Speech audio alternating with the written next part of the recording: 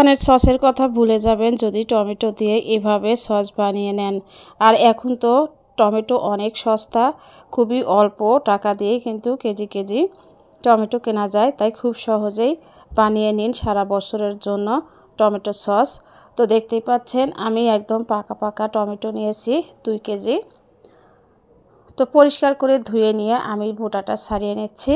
এখন আমি ছোট ছোট পিস করে কেটে নেব। এটা করলে কি হবে, খুব সহজেই সিদ্ধ হয়ে যাবে, মানে সময় বেশি লাগবে না। আর আস্তটা দিলে সময় কিন্তু অনেক বেশি লাগে। তো দেখতে পাচ্ছেন আমার কাটা হয়ে গেছে। এখন আমি পাতিলের মধ্যে উঠিয়ে নিচ্ছি। তো উঠিয়ে নেওয়ার পরে এখন আমি এর মধ্যে কিছু জিনিস অ্যাড করব। এখানে দেখতেই পাচ্ছেন আমি নিয়েছি হচ্ছে 2টো পেঁয়াজ। দোকানের সসের মতোই কিন্তু মজা হবে, এগুলো অবশ্যই দিবেন। আর এখানে নতুন রসুন নিয়েছি আমি, যেহেতু রসুনটা নতুন যার কারণে আমি উপরের খোসাটা কিন্তু উঠাইনি। আমি 2টো রসুন দিয়েছি আর দিয়েছি হচ্ছে 5-6টা শুকনো মরিচ। আর এখানে আমি ব্ল্যাক কালার গোলমরিচ নিয়েছি 10-12টা।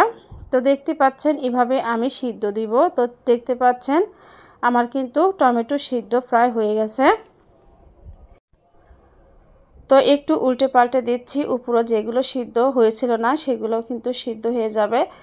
তো আমি কিন্তু একটু ঠান্ডা করে ব্লেন্ড করে এভাবে আমি ছাঁকনা দিয়ে ছেঁকে নিচ্ছি যেন কোনো ময়লা আবর্জনা এর মধ্যে না থাকে, বিশেষ করে টমেটোর চোচা আর হচ্ছে টমেটোর বিচি, তাহলে কিন্তু সসটা ভালো হবে না। এখানে আমি নিয়ে নিয়েছি হচ্ছে একটা প্যানের মধ্যে দিয়ে দিলাম হচ্ছে কিছুটা সরিষার তেল। তেলটা দিয়ে দেওয়ার পরে আমি যে ব্লেন্ড করে জুসটা বের করে দিয়েছিলাম সেটা আমি এর মধ্যে দিয়ে দিলাম। আর এর মধ্যে আমি কিছুটা লবণ দিয়েছি আর দিয়েছি আমি 1/2 কাপ চিনি। চিনিটা কম অথবা বেশি আপনাদের চয়েস মতো দিতে পারবেন। তো যদি ঝাল বেশি খেতে চান মরিচ বেশি দিবেন, যদি মিষ্টি বেশি খেতে চান তাহলে চিনিটা বেশি দিবেন। তো এভাবে নিজেদের ব্যালেন্স মতো সব কিছু দিয়ে আমি অনবরত নাড়তে থাকবো।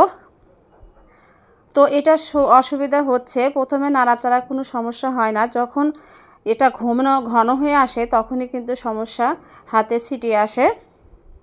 তো এর কারণে কিন্তু আমি ঢাকনা দিয়ে ঢেকে দিয়েছি। তো দেখতেই পাচ্ছেন আমার সসটা মোটামুটি কিন্তু অনেকটাই ঘন হয়ে গেছে। এখানে আমি দিয়ে দিলাম হচ্ছে তেঁতুল। তো তেঁতুলটা কিন্তু আমি যখন কৌটার মধ্যে উঠাবো তখন তেঁতুলগুলো আলাদা করে তারপরে উঠাবো। তো অনবরত নেড়ে চেড়ে আমার সসটা কিন্তু অনেকটাই ঘন হয়ে গেছে। এই পর্যায়ে আমি দিয়ে দিব হচ্ছে সিরকা অর্থাৎ ভিনেগার 2 টেবিল চামচের মতো দিয়ে আমি 5-6 মিনিটের মতো রান্না করব, এর বেশি কিন্তু করব না। তো এরপরেই আমি চুলাটা বন্ধ করে দিব। তো আমার সসটার মধ্যে কিন্তু আমি 1 ফোঁটা কালারও অ্যাড করিনি, একদমই দেখেন ঘন হয়ে গেছে। তো এই পর্যায়ে আমি কিন্তু চুলাটা বন্ধ করে দিব। দেখেন, দেখতে পাচ্ছেন একদম পারফেক্ট কিন্তু হয়েছে। আমি ঠান্ডা করে ঝাড়ে উঠিয়ে নিব। দেখেন কতক্ষণ সময় হলে কিন্তু আমি রেখে দিয়েছি, একটু কিন্তু পড়েনি, পানিও বের হয়নি।